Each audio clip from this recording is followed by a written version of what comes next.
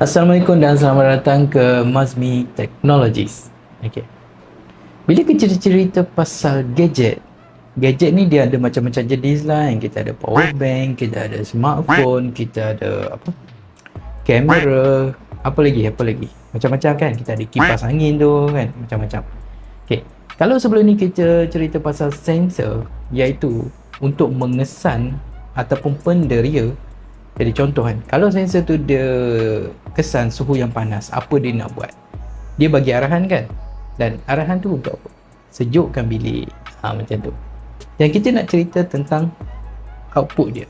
Untuk sejukkan bilik, dia akan pakai apa? Kipas. Kipas dia akan pakai motor. Okey. Jadi, untuk video kali ni kita nak buat cerita tentang motor. Okey. Biasanya motor ni dia ada banyak jenis. Tapi untuk video kali ni aku cuma nak tunjuk 3 saja, iaitu kita ada stepper motor, kita ada servo motor. Kenapa dia ada dua? Sebab ada servo motor yang 360 darjah dan ada servo motor yang 180 darjah, dan DC brushless motor. Okay. Jadi apa beza ketiga-tiga jenis motor ni dan kenapa banyak sangat motor ni? Kenapa tak pakai satu je? Jadi kita mulakan dengan DC brushless motor ataupun DC motor lah. Okey, biasanya DC motor ni kita akan jumpa dekat banyak gadget-gadget yang murah. Sebagai contoh macam kipas ataupun mainan budak-budak tu kan, ataupun kereta remote ataupun kereta kawalan jauh, apa tu, shaver dan sebagainya. Ya, biasanya dia akan pakai DC brushless motor. Sebab apa dia pakai DC brushless motor? Sebab DC brushless motor, bila kita sambung dengan bateri, dia akan terus berpusing. Dia tak akan buat apa-apa. Kita sambung, dia akan terus berpusing. Tapi dia bergantung kepada polariti lah. Kalau kita letak macam ni, dia pusing macam ni. Kita pusing dia, dia akan terbalik. Sama macam kalau kereta remote kan. Kereta remote macam tu lah. Dia boleh reverse dan pergi depan sahaja. Bila kita tekan, dia akan terus ke depan. Kalau kita tarik sikit, dia akan undur. Okay. Tapi DC brushless motor ni, dia ada banyak fungsi juga. Sebab kalau kita sambung dengan Arduino, kita boleh kawal kelajuan dan juga polariti dia dengan menggunakan modul khas lah. Biasanya kita pakai PWM, servo motor. Okay, ini adalah servo motor Okay, sebab apa dia ada dua? Sebab servo motor ni dia ada macam-macam jenis. Tapi yang ni yang kecil je lah, biasanya untuk projek DIY. Sebab apa kita pakai servo motor? Okay. Biasanya servo motor ni kita pakai untuk satu-satu gadget yang memerlukan precision ataupun ketepatan yang tinggi lah. Sebagai contoh macam robot. Kalau dekat robot ke, kalau macam jet ke sebagainya, jet remote lah, jet remote.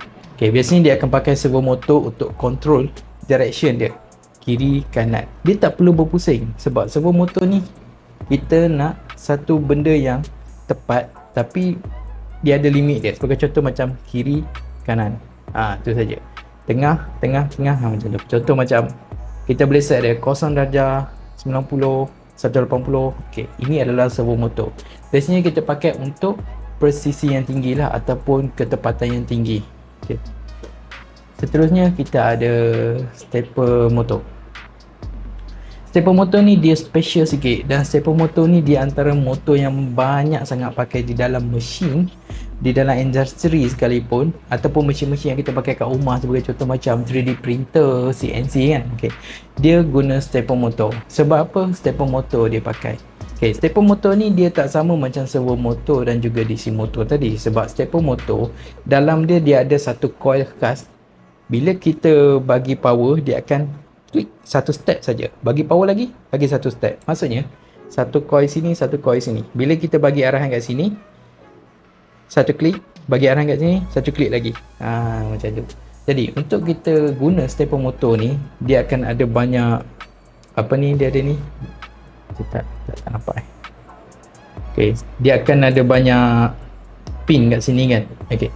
Biasanya stepper motor kita tak boleh sambung terus dekat power. Kita perlukan satu modul khas untuk kawal stepper motor tersebut. Sebagai contoh macam ni lah. Selalunya yang ni untuk DIY banyak kita boleh carilah dekat Shopee ke Lazada ke TikTok ke sebagainya kan. Ada jual benda ni. Jadi benda ni kita akan sambung dengan servo dengan stepper motor untuk kawal dia punya macam-macam lah. Kita boleh kawal kelajuan, kita boleh kawal step, kita boleh kawal pusingan dan sebagainya lah.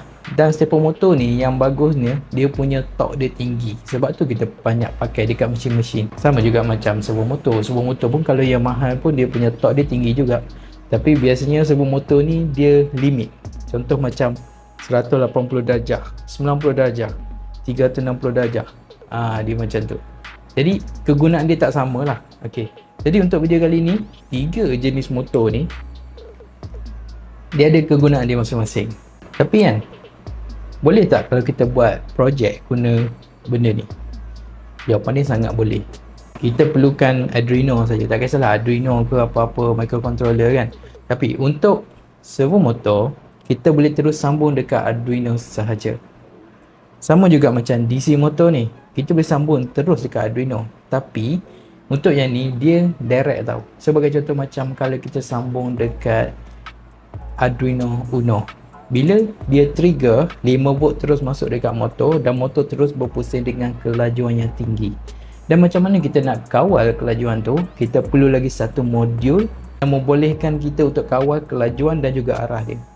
Berbeza dengan stepper motor ni memang dia perlu modul yang khas disebabkan oleh stepper motor ni kadang dia punya input dia pun tinggi, biasanya datang dengan 12 volt, 8 volt macam tu lah. Benda ni wajib. Okay, hari ni kita belajar tentang motor dan ya, untuk video seterusnya kita akan tengok benda ni pula. Ni adalah solenoid. Solenoid pun ada banyak jenis lah. Jumpa dekat video seterusnya, kita cerita pasal benda ni pula. Okay, sekian, terima kasih.